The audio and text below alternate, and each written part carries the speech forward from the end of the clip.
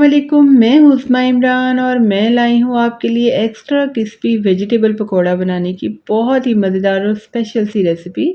तो रेसिपी बहुत ही आसान है, बहुत ही मज़े की सब्जियां शामिल करेंगे और एक्स्ट्रा क्रिस्पी पकोड़े बनाएंगे।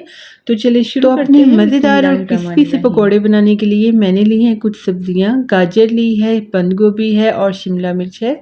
इनकी मैंने बिल्कुल बारीक बारीक सी कटिंग कर ली है। आप इनको ट्राई करके ज़रूर देखें। हमारे ज़्यादातर घरों में क्या होता है कि आलू के, बैंगन के या पालक के पकोड़े बनते हैं। इन सब्जियों को बहुत ही कम लोग ट्राई करते हैं, तो इनके साथ बहुत ही डिफरेंट फ्लेवर आता है पकोड़ों का, बहुत ही टेस्टी आता है। इनमें हम शामिल करेंगे आलू, और आलू की भी मैंने बिल्कुल बारीक बारीक सी कटिंग कर ली है। बस इन सब्जियों को हम डाल देंगे एक बड़े बाउल में, जिसमें हम आसानी से मिक्सिंग कर सकें सब चीज़ों की, इसके बैटर की। अच्छा, एक्स्ट्रा क्रिस्पी बनाने के लिए मैंने आपको दिखा दिया मैंने कितनी बारीक कटिंग की है इन सब्जियों की।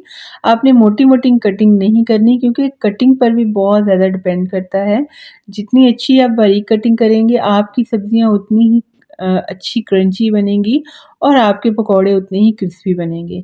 इन सब्जियों को मैंने डाला बाउल में, और इनके अंदर मैंने तकरीबन हाफ़ टी स्पून नमक डाल के इसको मैंने 15 मिनट के लिए रख देना है, ताकि इस सब्जियों ने जो पानी छोड़ना है वो अभी छोड़ लें। वरना क्या होता है कि जब हम बैटर बना के रख देते हैं ना 5-7 मिनट, अगर आपके पास टाइम होता है या देर है, तो उस वक्त वो बैटर आपका पतला हो जाता है। इसके साथ तो क्या होगा कि सब्जियां पानी छोड़ देंगी। अब ये देखिए, मैंने इनको 10 से 15 मिनट रख दिया। इसके अंदर जो पानी निकलना था वो निकल गया। अब इसी के अंदर मैं डालूंगी 3 टेबलस्पून मैदा। ये मैदा जो है ना, ये पकौड़ों को क्रिस्पी बनाने में बहुत ही ज़्यादा मदद देगा। 1 टेबलस्पून लाल मिर्चें शामिल की, हाफ़ टी स्पून नमक शामिल किया मैंने, हाफ़ टी स्पून ही मैंने पहले शामिल कर दिया था। खुश्क धनिया और ज़ीरा मोटा कुटा हुआ डालेंगे, हाफ़ टी स्पून। इसके अलावा हम डालेंगे इसके अंदर अजवाइन। ये पकोड़ों को हाजमेदार बनाने में बहुत ही अच्छा काम करती है, और अनारदाना ये भी फ्लेवरिंग का काम करेगा और पकोड़ों को हाजमेदार भी बनाएगा। अब ये सबसे ज़रूरी चीज़, चावल का आटा शामिल करेंगे इसके अंदर 2 टेबलस्पून। अगर आपके पास ना हो तो आप घर में ही मिक्सी जार में, जिसमें हम मसाले वगैरह ग्राइंड करते हैं ना, उसमें थोड़े से चावल ग्राइंड कर लें तो आपका चावल का आटा तैयार हो जाएगा। बेसन शामिल करेंगे, लेकिन बेसन में पूरा भर के शामिल नहीं करूँगी। 1 कप मैंने लिया था, लेकिन उसमें से थोड़ा सा रख लिया। पहले हम इसको एक बार मिक्स कर लें, फिर अगर हमें ज़रूरत पड़ेगी ना, तब हम इसके अंदर बेसन शामिल करेंगे।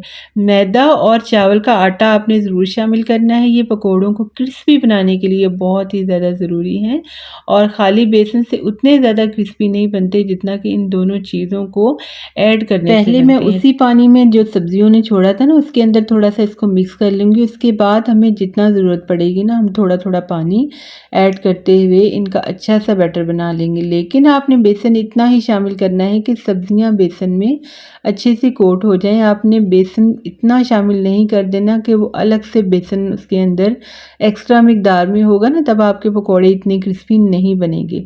बस जब सब्जियों की कोटिंग हो जाए तो आप समझ लें कि आपका बेसन इसके लिए काफ़ी है।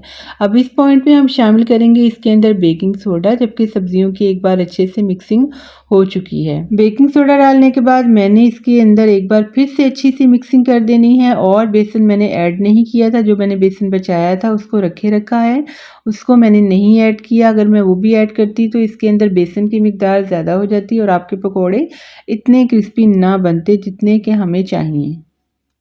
10 मिनट के बाद ऑयल को मैंने अच्छे से गर्म कर लिया, और पकोड़े आपने कैसे डालने हैं ये देखें। इस तरह से हाथ में लेके ना आपने इनको थोड़ा सा इकट्ठा कर लेना है। उसके बाद आपने पकोड़े डालने हैं, और ऑयल को मैंने मीडियम गरम किया है। बहुत ज़्यादा ना आपने एक्स्ट्रा गरम करना है, ना ही आपने ठंडे ऑयल में पकोड़े डाल देने हैं।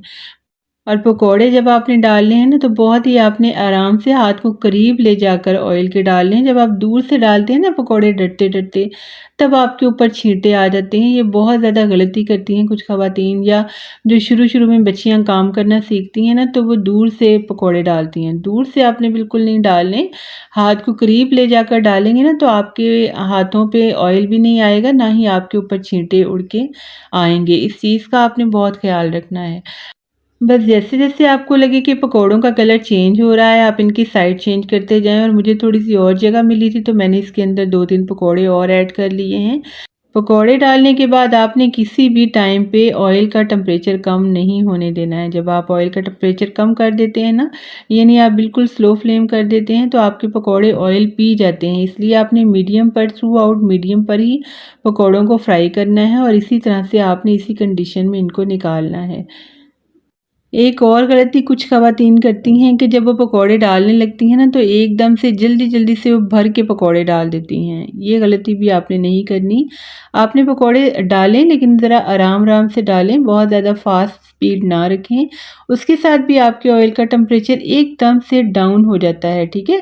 जब आप उसके अंदर भर के एकदम से पकौड़े डाल देते हैं, तो आपके पकौड़े अंदर से ऑयली हो जाते हैं और वो उस तरह से क्रिस्पी भी नहीं हो पाते जैसे उनको होना चाहिए। अब ये देखिए माशाल्लाह से ज़बरदस्त से कैसे क्रिस्पी पकौड़े बनके तैयार हुए हैं। तो आज के ये मिक्स वेजिटेबल पकौड़ा बहुत ही मज़े के बनकर तैयार हुए हैं। आपने इन सब्जियों का इस्तेमाल ज़रूर करके देखना है पकौड़ों में, और आप इन छोटी-छोटी टिप्स एंड ट्रिक्स का ख़्याल रखेंगे ना, तो आपके पकौड़े भी एक्स्ट्रा क्रिस्पी और मज़े के बनके तैयार होंगे।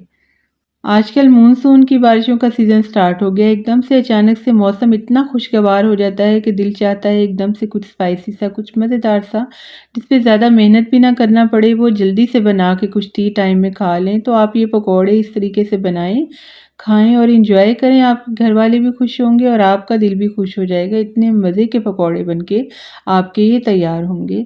तो चलें जी, अगर आपको हमारी ये आज की मज़ेदार सी, टेस्टी सी, ज़बरदस्त सी रेसिपी अच्छी लगी हो, तो हमारे चैनल को ज़रूर सब्सक्राइब करें, हमारी वीडियो को लाइक करें और इसे फ्रेंड्स एंड फैमिली में शेयर करें और साथ वाले बेल आइकन के बटन को ज़रूर दबाएं ताकि हमारी हर वीडियो का नोटिफिकेशन आप तक सबसे पहले पहुंच सके। तो बहुत शुक्रिया। अल्लाह हाफिज़।